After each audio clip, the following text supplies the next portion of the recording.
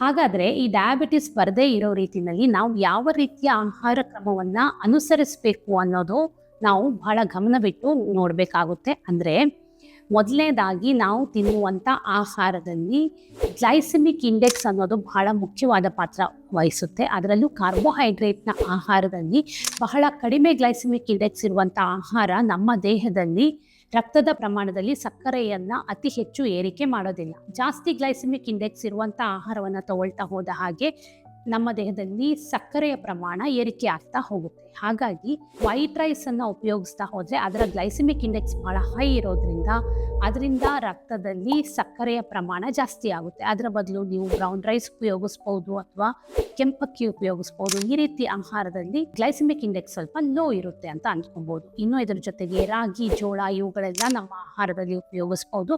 ಇದು ಕೂಡ ಒಂದು ಹಂತದಲ್ಲಿ ಸಹಾಯ ಮಾಡುತ್ತೆ. ಮಿಲ್ಲೆಟ್ ಬಹಳ ಒಳ್ಳೆಯ ಆಹಾರ, ಯಾಕೆಂದ್ರೆ ಇವುಗಳದೆಲ್ಲ GI ಏನಿದೆ ಅದು ಬಹಳ ಕಡಿಮೆ ಇರುತ್ತೆ. ನಾವು ಆಹಾರದಲ್ಲಿ ಪ್ರೋಟೀನ್ ಅನ್ನ ಸೇರಿಸ್ಕೋಬೇಕಾಗುತ್ತೆ. ಪ್ರತಿ ಮೀಲಲ್ಲೂ ಕೂಡ ಪ್ರೋಟೀನ್ ಇರಬೇಕಾಗುತ್ತೆ. ಅದರಲ್ಲೂ ಮುಖ್ಯವಾಗಿ ನಮ್ಮ ಬ್ರೇಕ್ಫಾಸ್ಟ್ ಅಲ್ಲಿ ಅಥವಾ ನಮ್ಮ ಬೆಳಗಿನ ಉಪಹಾರದಲ್ಲಿ ಒಂದು ಪ್ರೋಟೀನ್ ಮೀಲ್ ಇಟ್ಕೊಳ್ಳೇಬೇಕು. ಇದರಿಂದ ಇಡೀ ದಿನದ ಬ್ಲಡ್ ಶುಗರ್ ಅನ್ನ ಮ್ಯಾನೇಜ್ ಮಾಡಲಿಕ್ಕೆ ಬಹಳ ಸಹಾಯ ಆಗುತ್ತೆ.